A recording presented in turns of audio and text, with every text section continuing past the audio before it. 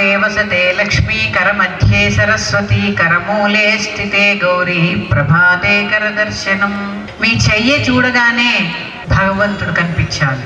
ఇదే మన ధర్మం యొక్క గొప్పతనం. మనది మతం కాదు, మనది ధర్మం. ఎందుకంటే భగవంతుడే మనలో ఉన్నాడు అని చూపేటటువంటి మన హిందూ ధర్మగానికి ఒక్కసారి గట్టిగా జై కొట్టండి. భగవంతుడు నీలో ఉన్నాడు. కరాగ్రే వసతే లక్ష్మి. నీ వేళ్ల చివరను ఎంత కష్టపడితే అక్కడే లక్ష్మి ఉంది. కరమధ్యే సరస్వతి. పెన్ను రాసినప్పుడు చూడండి, సగానికి ముడుస్తాను చెయ్యి. చూసారా శ్లోకంలోని అర్థం. పిడికిలి బిగించినప్పుడు కరమూలే స్థితే గౌరీ. గౌరీ అంటే శక్తి. ఏమైంది? పిడికిలి బిగించినప్పుడు మొత్తం మూసాం. చూసారా భగవంతుడు ఎక్కడున్నాడు? నీ చేతిలోనే ఉన్నాడు అని చెప్పి నిద్ర లేవగానే మీతో సహా మీ కుటుంబం అంతా కూడా ఈ రెండు చేతులు చూసుకుని నిద్ర లేవడానికి మొదటి మార్పు.